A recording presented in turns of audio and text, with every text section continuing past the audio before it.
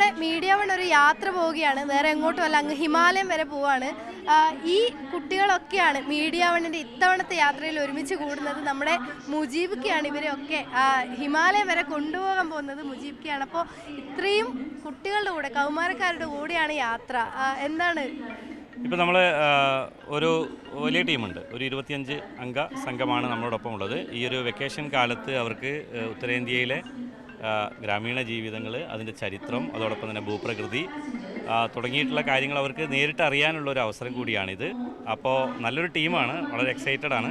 കുട്ടികളെ സംബന്ധിച്ചിടത്തോളം അവരുടെ ഒരു വെക്കേഷൻ അവസാനിക്കുന്ന ഒരു ഘട്ടത്തിൽ കൂടിയാണ് ഇങ്ങനെ ഒരു യാത്ര വരുന്നത്. അവർ പൂർണ്ണമായിട്ട് അത് എൻജോയ് ചെയ്യുമെന്ന് തന്നെയാണ് വിശ്വസിക്കുന്നത്. നമ്മളിപ്പോൾ യാത്രയുടെ പേര് സമ്മർ ടീൻ പാക്കിംഗ് എന്നാണ്. അപ്പോൾ അങ്ങനെ ഒരു പേരിലേക്ക് എത്തി. ടീനേജേഴ്സിനെ കൊണ്ട് തന്നെയാണ് യാത്ര പോകുന്നത്. അതെ, സമ്മർ ടീൻ പാക്കിംഗ് എന്നാണ് ഈ യാത്രയുടെ പേര് കൊടുത്തിരിക്കുന്നത്. നമ്മുടെ ഒരു ഡൽഹിയുടെ ഒരു ചരിത്ര പ്രദേശങ്ങൾ കാണുന്നുണ്ട്, ആഗ്ര പോകുന്നുണ്ട്. അതോടൊപ്പം തന്നെ കസോൾ, കുളു, മണാലി എന്നിങ്ങനെ ഹിമാചൽ പ്രദേശിലെ ഹിമാലയ താഴ്വാരത്തു കൂടിയുള്ളൊരു യാത്ര കൂടിയാണിത്.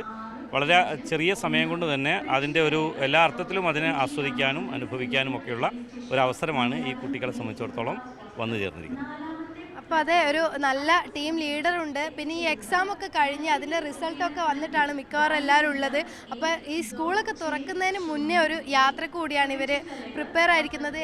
പോയിട്ടുണ്ട് ഇതിന് മുന്നേ യാത്ര പോയിട്ടുണ്ടെന്ന് വെച്ചാൽ ഇങ്ങനെ പോയിട്ടില്ല. ഇതിന് മുന്നേ വേറെ സ്ഥലത്തേക്കൊക്കെ പോയിട്ടുണ്ട്. പക്ഷെ ഇങ്ങനെ ഒരു ടീം ഇവരൊപ്പം ഇങ്ങനെ മുന്നേ പ്രായക്കാരൊപ്പം ആദ്യമായിട്ടാണ്. ഇതിൽ അറിയുന്ന ആൾക്കാരുണ്ടോ മുന്നേ? എൻ്റെ 2 സിസ്റ്ററും ഒരു കസിനും വരും.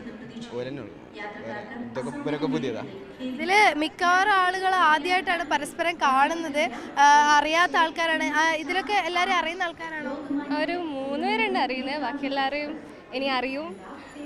പുതിയ പുതിയ കഥകളും അനുഭവങ്ങളൊക്കെ ഉണ്ടായി എല്ലാവരെയും അറിഞ്ഞു വരും. സ്ഥലങ്ങളൊക്കെ അടിപൊളിയാക്കും. 10 ദിവസം വീട്ടിൽ നിന്ന് മാറി നിൽക്കുന്നൊരു യാത്രയും കൂടിയാണ്. ഇതുവരെ ഇങ്ങനെ ഒരു വലിയൊരു യാത്രയ്ക്ക് പോയിട്ടുണ്ടോ? ഇല്ല, കൂടിപ്പോയ ഒരു 3 ദിവസമൊക്കെ പോയിട്ടുള്ളൂ.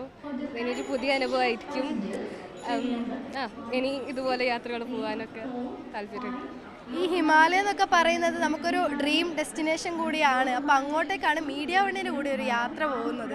അപ്പോൾ എന്താണ് ഫീൽ ചെയ്യുന്നത്? എന്തൊക്കെയാണ് എക്സ്പെക്ടേഷൻസ്? എന്തൊക്കെയാണ്? വളരെ എന്താ പ്രതീക്ഷിക്കാൻ അറിയില്ല.